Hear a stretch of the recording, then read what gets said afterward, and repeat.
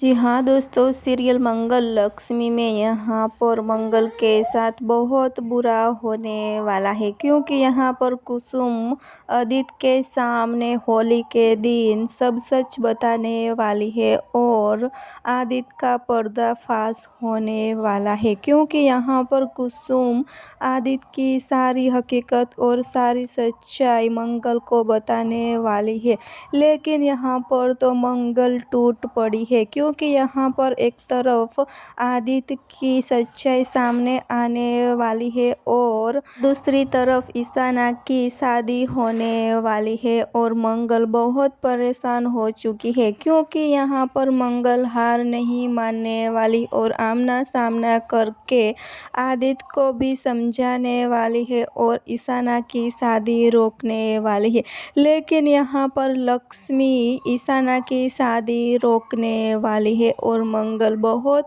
खुश नज़र आने वाली है। जी हाँ, फिलहाल लिए बस इतना।